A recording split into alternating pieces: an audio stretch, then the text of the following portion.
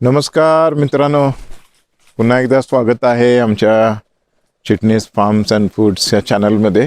आणि आज एक छोटीशी टूर मी तुम्हाला देणार आहे. ही आहे आमची काजूची बाग.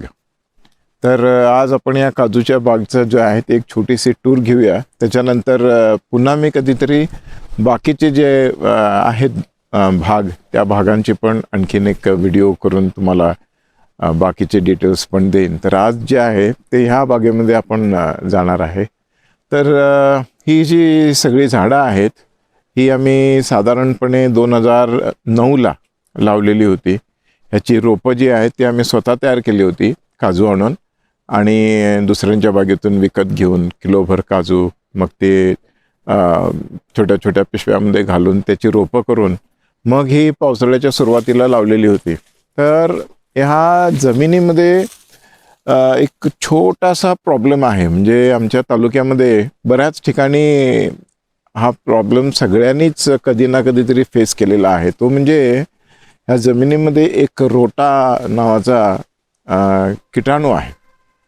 तो एक आळीसारखा असते ते, आणि ते काय करते तर जेव्हा झाडं लहान असतात किंवा जरी मोठी झाली तरी पण ते पोखरायला सुरू करतात. त्याची मुळं सगळी खाऊन टाकतात, आणि एकदा का रोटा लागला की मग ते झाड हळूहळू मरते.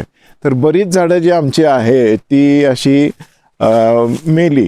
पण काय करता येण्यासारखं नाही. म्हणजे आम्हाला शक्यतो जमिनीमध्ये कुठलंही कीटकनाशक किंवा असं काही वापरायचं नव्हतं.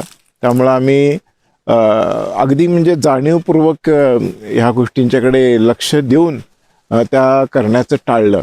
तर त्याच्यामुळे बरीच जी झाडं आहेत ती मध्ये मध्ये तुम्हाला दिसेल की खूप मोठी जागा जी आहे ती मोकळी राहिली. उदाहरणार्थ हे एक झाड आहे. हे झाड पूर्वी जे लावलं होतं ते गेलं, त्याच्यामुळं मग हे नवीन झाड लावलं. त्यामुळे या सगळ्या झाडांमध्ये हे छोटं आहे. तर असं बऱ्याच ठिकाणी झालेलं आहे. काय त्याला पर्याय नाही. आणि आता जे आहे ते सीझन जो आहे तो काजूचा हळूहळू सुरू व्हायला आहे. त्यावरती जो आहे तो बऱ्यापैकी मोहर आला आहे. आणि आणखीन एक प्रॉब्लेम्स जे शेतकऱ्याचे असतात, वातावरणामध्ये बदल झाला की त्याचा काय फरक पडतोय. तर इकडं जे आहे ते धुकं पडतंय, आणि ते धुकं ज्या वेळेला पडतंय त्यावेळेला आलेला जो मोहर असतोय तो जळून जातोय. आणि अपेक्षित असते पहिल्यांदा ज्या वेळेला दिसते आपल्याला की किती छान मोहर आलाय वगैरे, पण त्यातल्या बराच जो मोहर आहे ते जळून जातोय, आणि पीक जे आहे, जे उत्पन्न जे आहे ते घटतंय. तर आता तुम्हाला उजेडामध्ये ह्या सूर्यप्रकाशाच्या दाखवायचं तर इथं हा मोहर आहे बघा. वरती जो आहे तो आपल्याला दिसणार नाही, पण हा जो मोहर आहे आता ह्याच्यावरती काहीतरी कीटक आहे. काढूनच टाकूया आपण पान.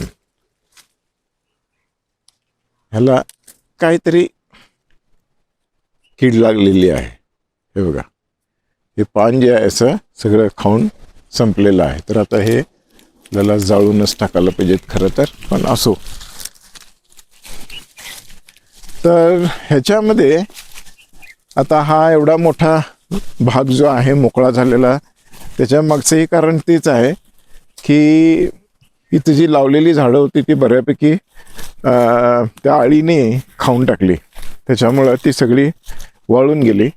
तर आणखीन एक मोठं काम असं असते की हे सगळं गवत जे आहे ते उगवतं मध्ये, आणि आम्ही पुन्हा ते गवत जळावं म्हणून कुठलंही म्हणजे रासायनिक द्रव्याचा वापर करत नाही. तर हे आम्ही वाढू देतो, आणि मग नंतर ब्रश कटरने हे सगळं कट करून असं सगळं एकत्र गोळा करून ठेवायला लागतं. काम बरंच असतं, पण काम हे करायलाच पाहिजे, त्याच्याशिवाय शेती होत नाही. आणि अजूनही बराचसा भाग साफ करायचा आहे. थोडा थोडा केला आता मधला. तर ही जी बाजू आहे पूर्ण साफ करायची आहे.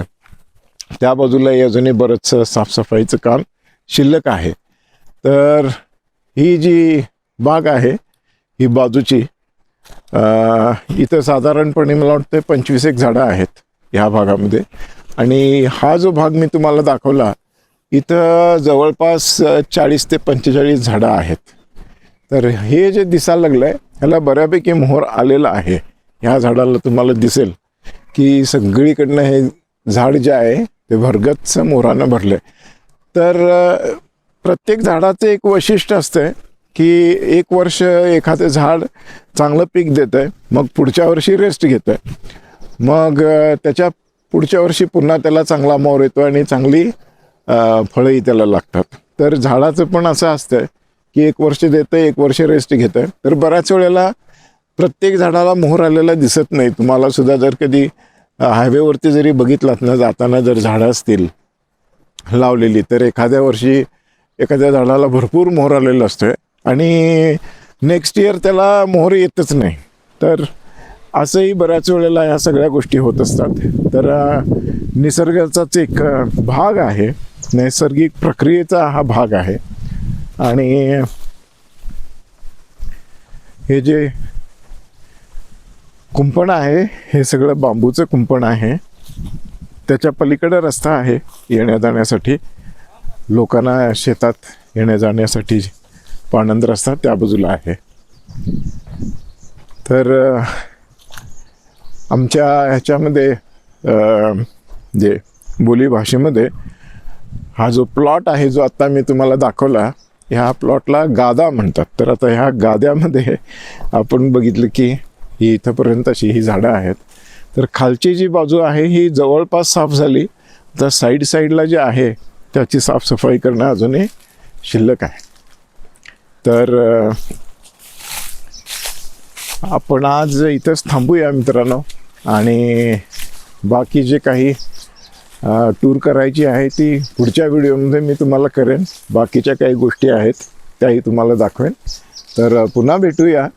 व्हिडिओ कसा वाटला हे नक्की सांगा, कॉमेंट अवश्य करा, व्हिडिओजना लाईक करा, आणि जे आमचं चॅनल आहे त्या चॅनलला सबस्क्राईब जर अजूनही केलेलं नसेल तर नक्की सबस्क्राईब करा.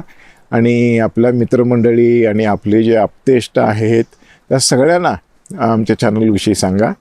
धन्यवाद. पुन्हा भेटूया. नमस्कार.